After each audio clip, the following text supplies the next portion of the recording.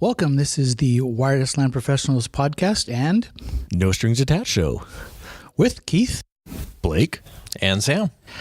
We are here and we have just seen the announcement of Ekahau's Sidekick. What do you think? Swiss Army knife that we needed to solve a lot of problems. Well, that's a nice short one. Let's get into it. We've been working as wireless professionals with Ekahau, evaluating it. We have a group called the Masters. Sam, why don't you just tell us what the Masters are? Yeah, so the Ekahau Masters program is sort of the tier of the Ekahau user base, if you will, that I think provides direction and feedback to the organization about how the product's working, where it needs to go, where it doesn't need to go. And it's on the Ekahau website underneath the training, underneath the Masters, and I think there's 16 some of them, and this is the second year of the Masters program, and it's actually going to be here in Finland this year. Last year was in Iceland, but it's a group of heavy hitters that help Ekahau out with the state of the industry.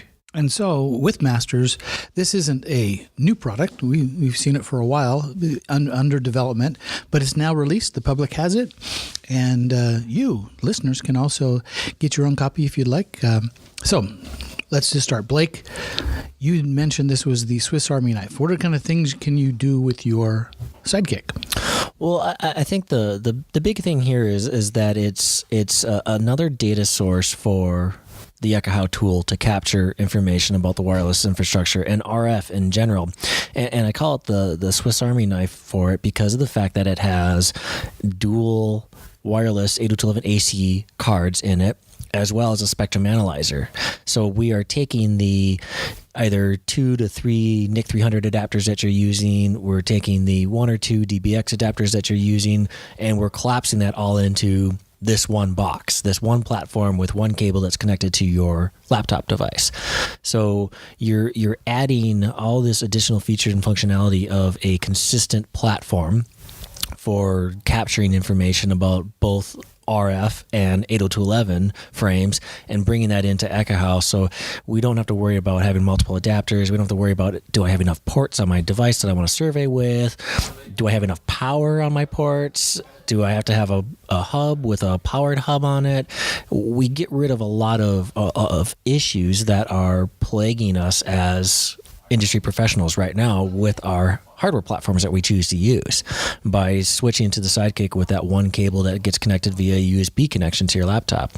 Whether it's a USB traditional or USB-C, we're going to be able to support those with different cables and adapters that you're probably going to have to provide some of those adapters on your own. But what is Apple? You need to buy dongles. Yeah, we've got to have that out there to be able to have the connectivity, but it's great because we're getting rid of, well, I don't want to say getting rid of the NIC 300 adapters because you can still certainly use those today. We're providing another way of capturing that data that is hopefully going to be a benefit to you from increasing your stability for one, because you don't have to worry about adapters dropping due to power issues and things like that. Well, I feel a little bad for Rob Boardman. The hub holster. I think he might come up with instead of a hub holster, a Sidekick holster. A Sidekick holster. I mean, we need the Sidekick sling. There you go. He can 3D print a sling. There you go. It was something that hooks on the belt. Something on your belt, something on your back, hanging on an EDC case. There's a lot of places you can mount this. So, Sam, how have you talked about the physical parts of it?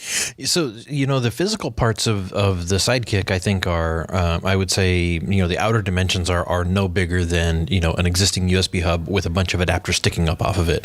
I think that the approximate shape and size of it is really quite appropriate for what the box does and for really quite for how powerful it is. Those of us that have been around for a while, it's the same size as a CD player that you used to carry.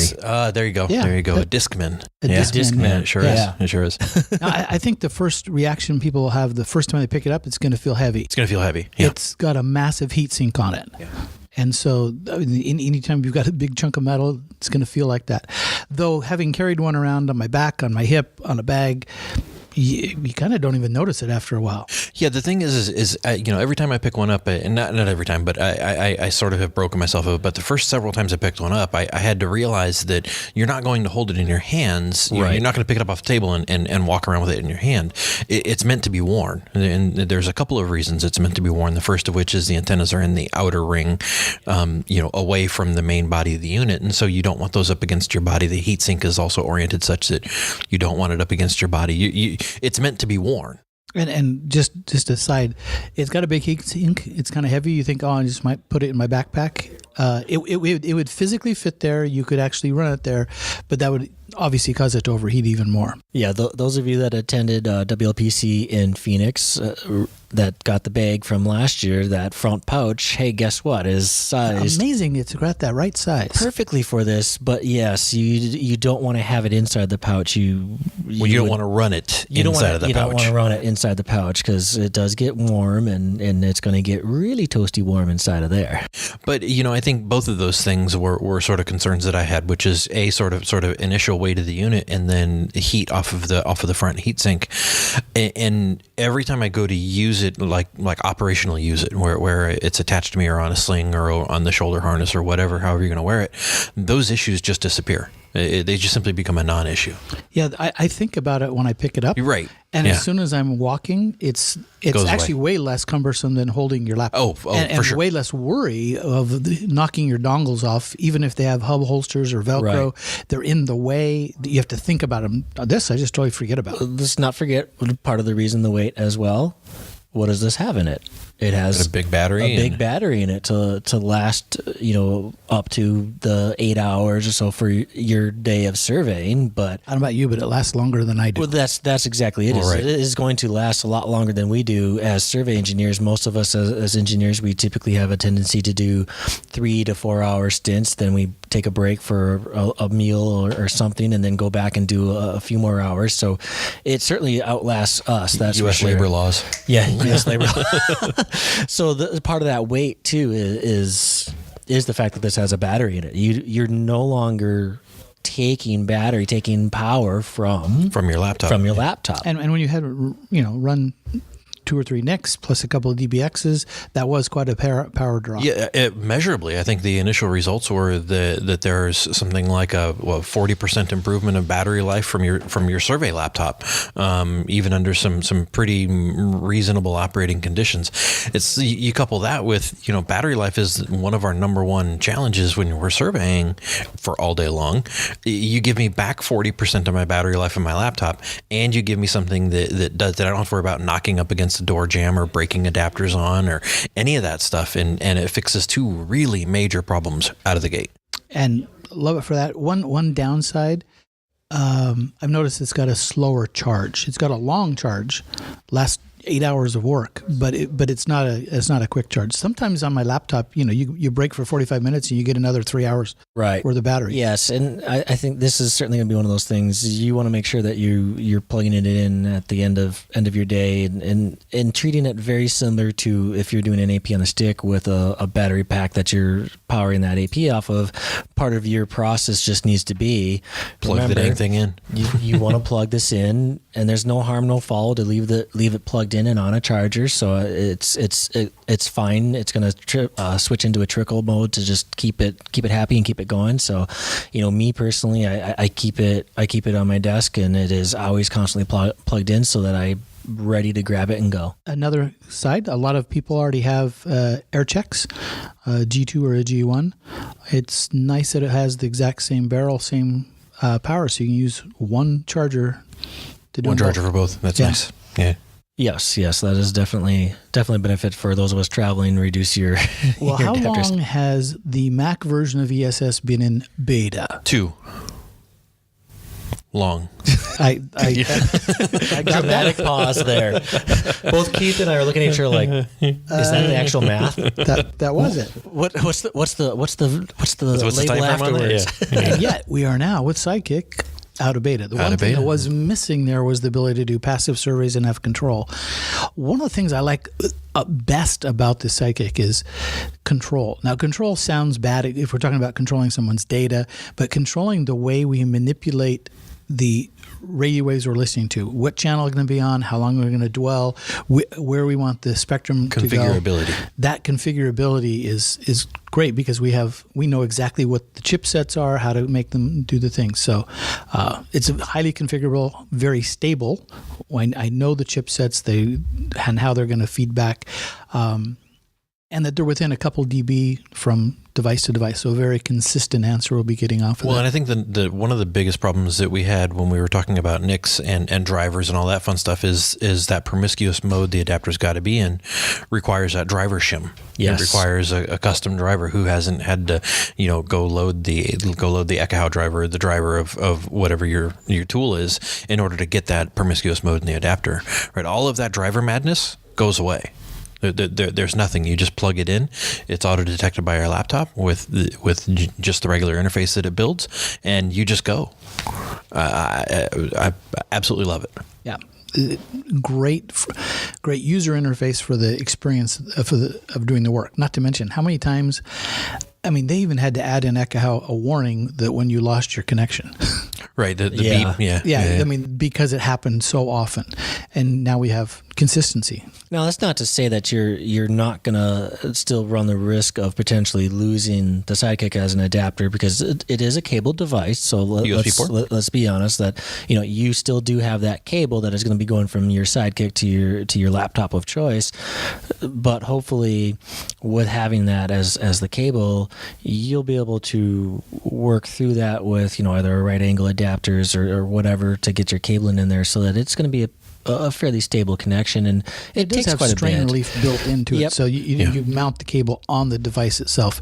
It's just that last right angle going in. There is a place where every USB cable could be pulled, and you might catch it on a door handle as you're going through. So I think there's going to be some, up front right off the beginning. I think there'll be a little bit of Acclimation? acclimation to get familiar with it, because you might have to look at it and say, okay, if I have this on the sling that it comes with, or in the EDC bag on my back, what makes sense from routing the cable down there so that I don't have this wide hook of a cable that could get caught on things as I'm walking, that could cause a pull out, or hook you and cause you to trip as you're walking past. So I think there's going to be a little bit of getting used to and getting familiar with, okay, what length cable makes sense, how much is enough and not too much. Well, it's going to change based on your laptop too, because not every laptop has a USB port in the same orientation. Some are at the back, some are left, some are the right.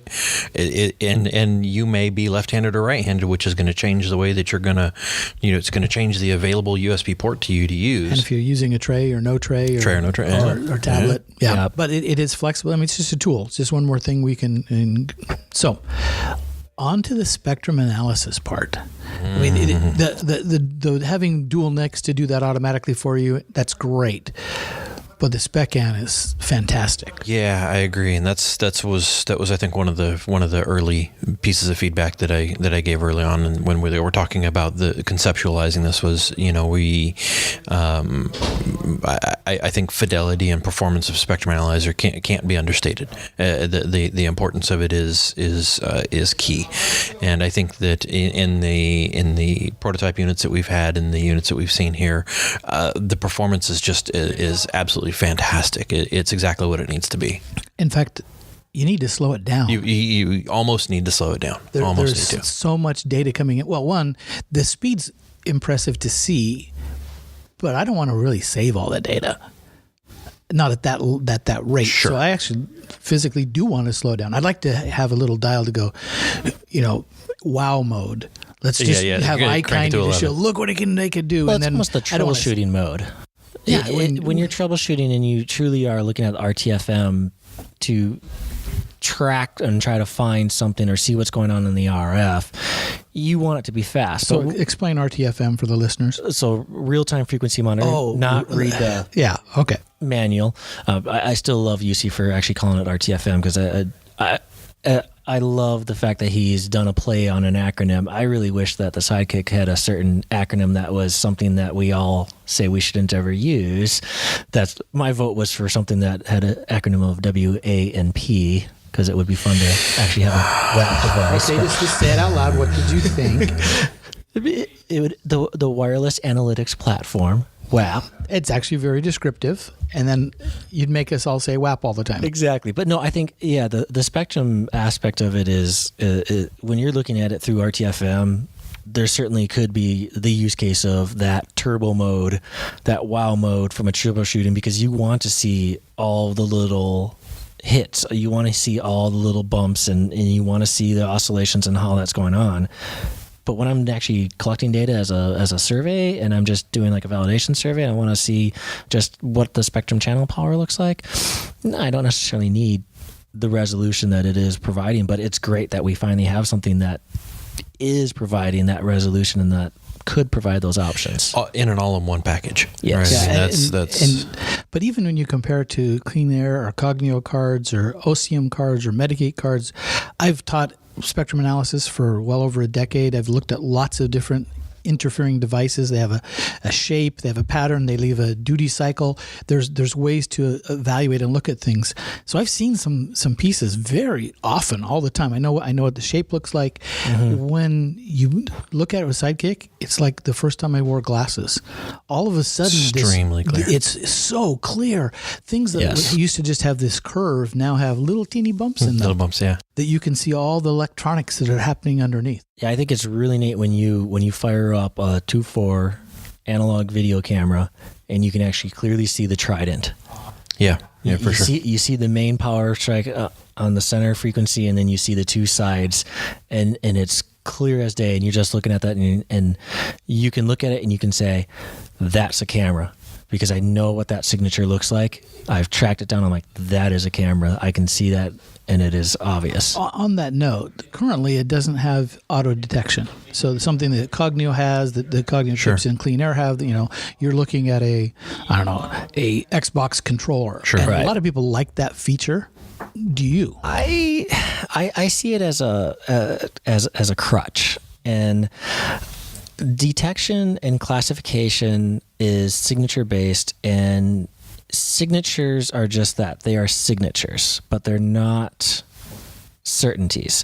So I could have a signature that looks like something else, but it's being seen by something in a certain way that you end up starting to lead yourself trying to track down something that maybe isn't what it is.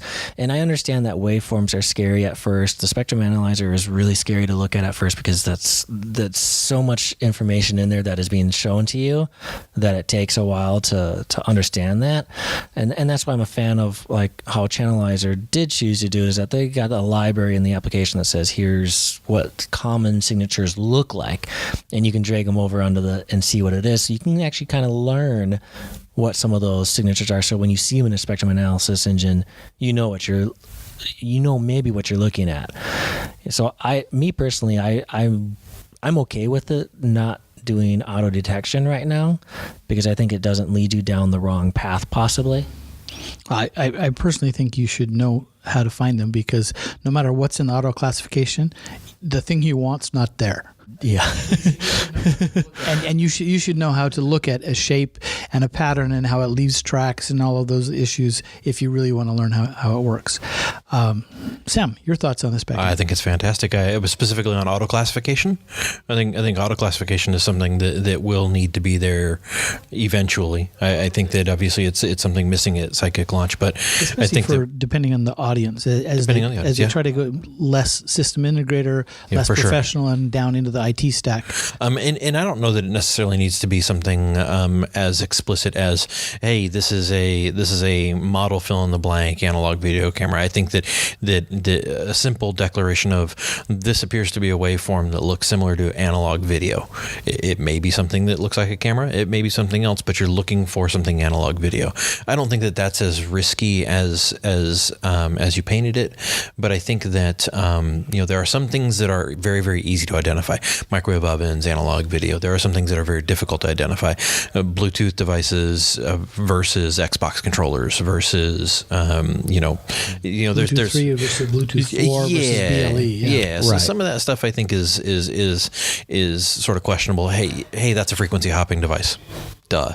There's got to be some base level of fill in the blank. But if I've got a microwave oven going off and I'm in the middle of walking a site, wouldn't it be great to have an icon that says, you know what, you've walked around and this thing was going off, and you know what, there's ding, ding, fries are done, ding.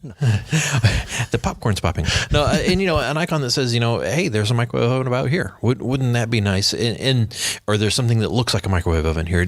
Is it really a microwave oven or is it a plasma defroster? I don't really care. Right. True story. But, I did have that happen once, and it's like, yeah, you know what? Okay. Do I really need to know, specifically the subclassification of the type? No, I really don't. But give me something that says, hey, you've got something obnoxious here. It's likely going to hurt you. This is what I see, and this is probably close to what it is. Go learn. Yeah, should help. I mean, would that make more sense from the RTFM view when you're having that classification only be enabled when you're running it in a... Are you thinking actually on turbo mode? Like you place an AP, you'd place a microwave oven? I wouldn't necessarily. No, I'd like it to auto-place the microwave oven for me. Stunned silence. I was trying to think of the politically correct way of discussing APs today.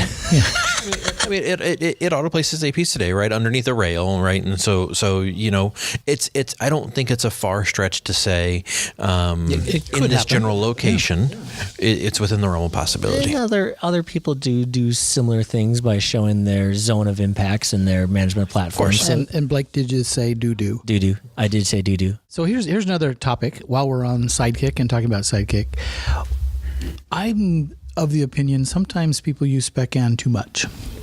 They rely on it, and they think that that's the whole driver of what's going on. They look at channel utilization. Yes. And they think, we should be finding something non-802.11. I would agree with that. As anybody that's sat any of my classes knows, the one phrase that they will hear me repeat time and time after again is, it's the sum of all the components.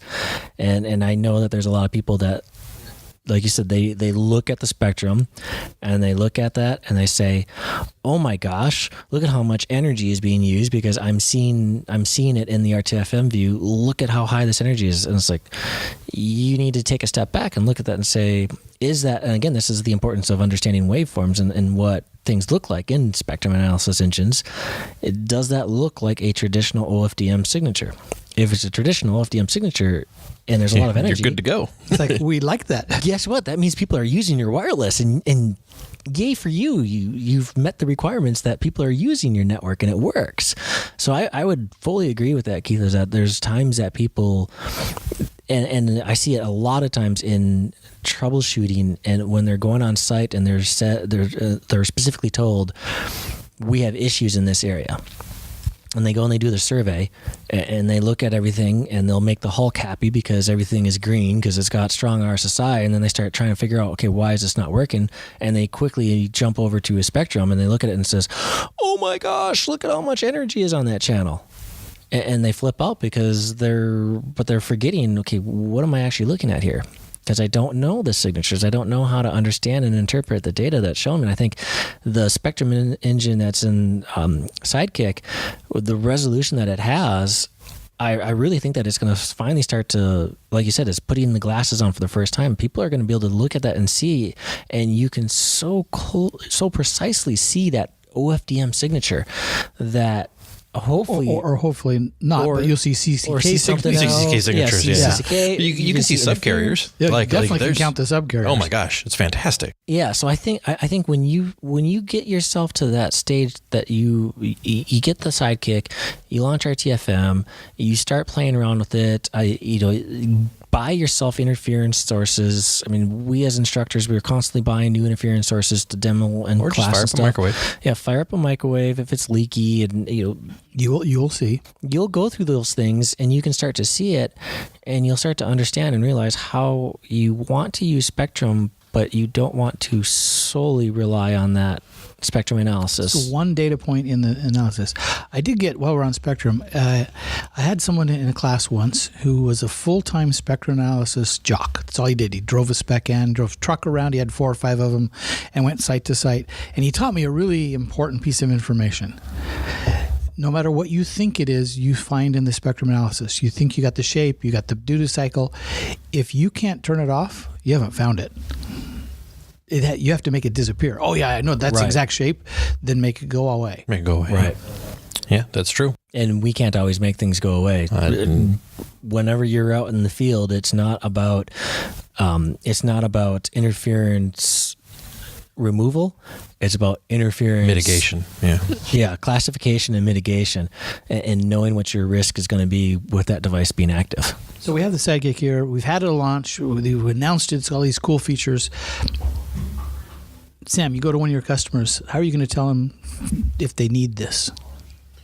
Well, I'm going to tell them they don't. That they need me to need it. Oh, the right tool in the right hands in the properly trained individual is what it needs to be. And I think that this certainly removes a lot of burden. It certainly makes the tool more accessible from a functionality perspective. And I think that when we start talking about enabling customers to go learn and do for themselves, it's a very, very powerful conversation. I think that it's priced right. It's right where it needs to be in the market, especially as far as the price of the software is concerned that goes along with it. And I think that it's eye-opening when you start enabling those people in the field and you start saying, you can do this sort of investigation for yourself. You don't necessarily need me to come out and do all of this work for you if you don't want to. I look at professional services organization as filling in the gaps when a customer needs to flex up or go away when a customer needs to flex down. And I think that operating as an extension of their IT department in some capacities, and enabling them so that when you leave, they can go do the things that you used to do. And in many ways, in the field, we're trainers, whether or not we're in a classroom setting or not, whether or not there's an ECSE certificate at the end, or whether or not there's a test at the end. You are training and educating, at least you should be training and educating the people that you're doing work with and for, so that hopefully they can go be self-enabled and they can take these tools and use them just like you would as an extension of your organization. Well, and Ekahau has done a decent job and worked really hard to try to make the interface as simple as possible.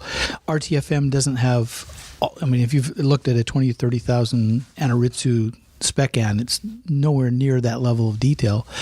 But you also don't have the learning curves pretty, fired up. There's only like a couple of check boxes, 2, 4, or 5 gig. Do I want 5 seconds or a minute? And other than that, you're going really fast. Yeah. So, Blake, how would you, if someone said, "Hey, sell me the Sidekick, why should I buy it?" Because UC told me that I should tell you to buy it. No, I think one of the things on the Sidekick is really the ease of use, and everything is about ease of use these days. If it takes you 30 minutes to get up and running, that's 30 minutes of productivity that you lost just trying to get to the point where you're getting your data collected. And the nice thing on the Sidekick is that there are no drivers to load. There's nothing that you need to do other than press the power button after it's been charged, press the power button, have it connected to your laptop, and fire up Ekahau, and you're good to go. So I think really the big thing that I'm going to see on it is the ease of use, and for me personally, I can see this as the customer potentially doesn't have the tool, and I don't have time to fly out there, or it's cost prohibitive to fly out there. Why can't I ship them an Ekahau and the copy of Ekahau, ship them the Sidekick and give them the license, everything, get them up and running. They collect that data, and the unit gets shipped back to me. So now I have, compared to sending a laptop with NICs and make sure you put in NIC 3 into the NIC 3 USB slot. Maybe if I'm shipping this, I'm going to ship a laptop that already has everything ready to go, so they truly are just pull the equipment out. It's got the sling, turn it on, start surveying, collect me the data, and then they'll Dropbox me that data so I can review it real quick to see if we got what we need before they start shipping it back. So I think it's a great way to it's a great way to have the RF engineer in a box. But does not automate the process. It is still the RF engineer in the box, but it is still a guided RF engineer in a box. I think it's more the RF engineer's tools in a box. Oh, and there are some things. We just got handed some local Finnish snacks here to eat.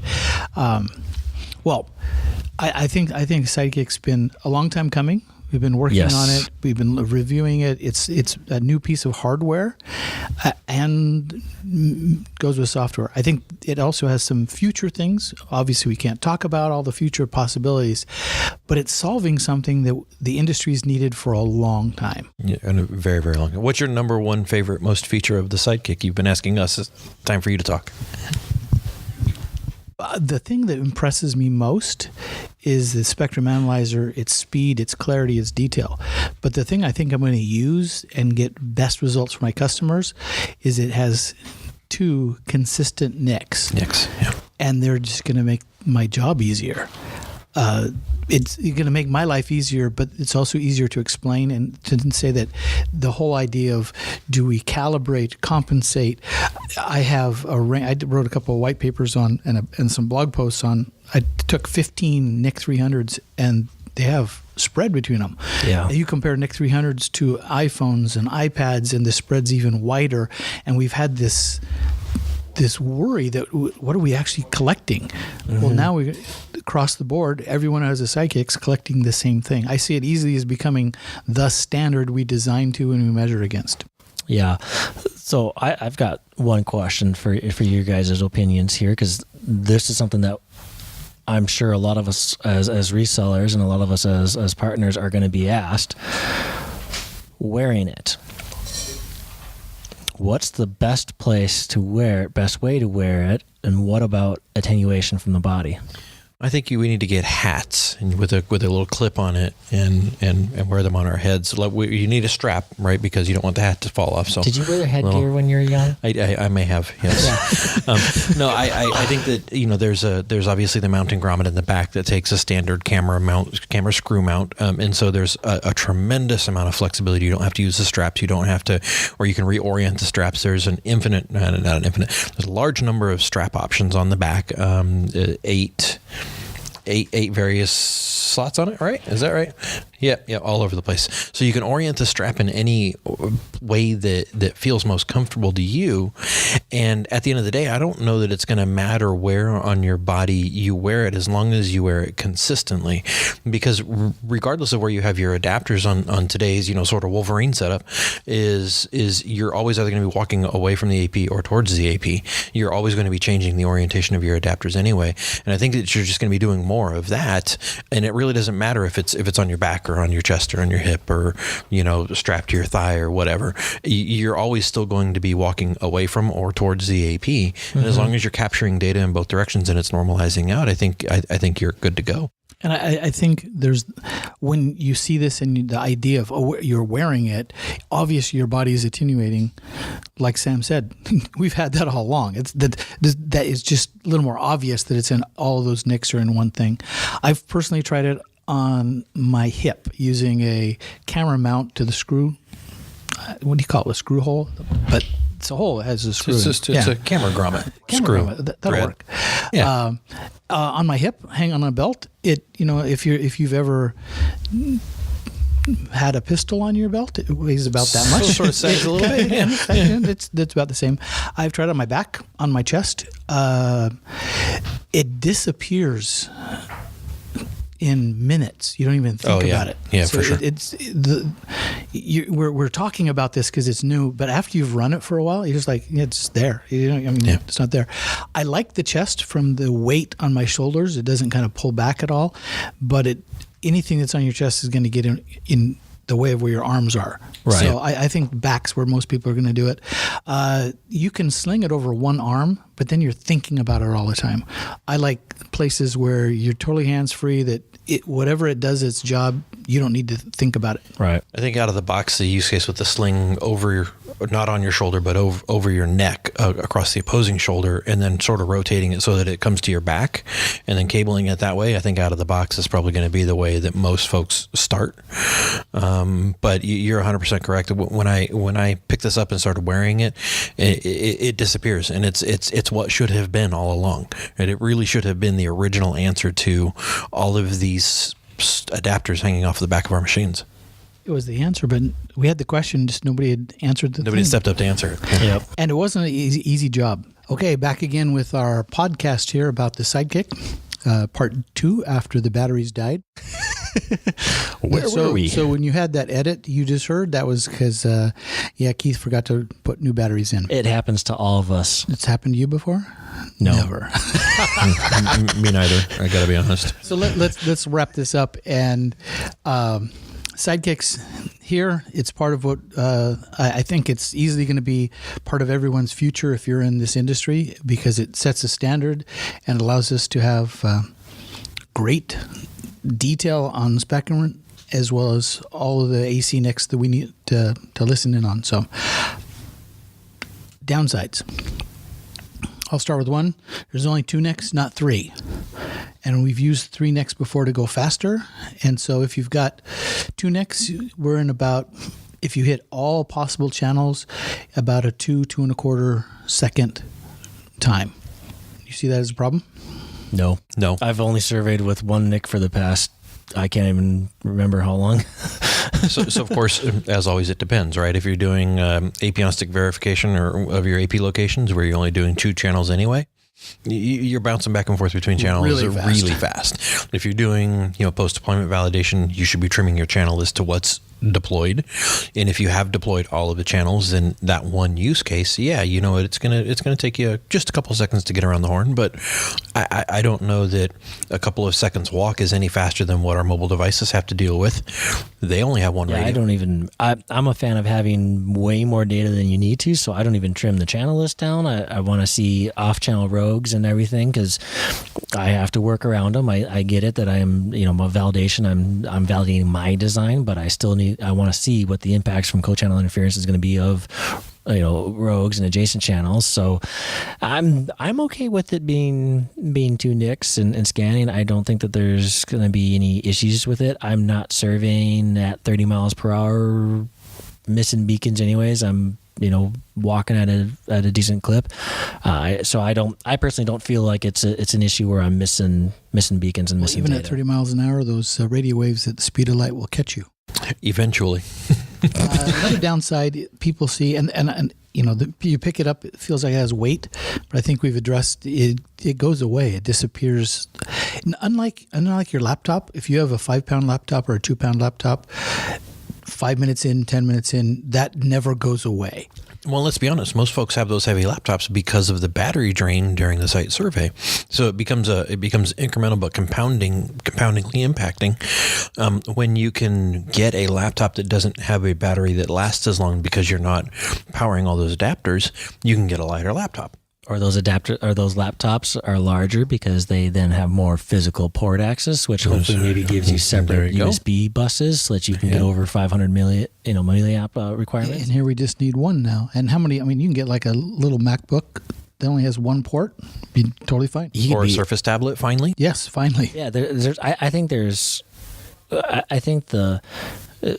Sam, you hit it exactly right with the weight. And I like how you say this, that it disappears, because I've heard it from the weight, and I've agreed with people on the weight side of things, but I didn't even notice it anymore, to be honest, after I had it on something. So that's a good point, is from a weight perspective, don't fret that because it's not a big deal. If it means that you can get a smaller laptop now, you're reducing your weight overall, where it actually is hurting, which is your forearms. And I always joke about people, and people are in class are doing the survey portion of it, and they're walking around like, oh, my arms are tired. It's like, go curl some empty milk jugs. It's not that bad. But for people who haven't done it in a while, 15 minutes with a 5-pound laptop, you don't want that laptop anymore. Yeah, so I think the weight issue that is going to be solved by reducing laptop weight, because we don't have to have all the ports and batteries. Another thing people might complain about, it only has 1 spec AN instead of 2. We're used to carrying a 2.4 and a 5 gig. Boy, I just don't see that as being an issue at all. The spec AN, and that is so fast and so wide, and it's so fine.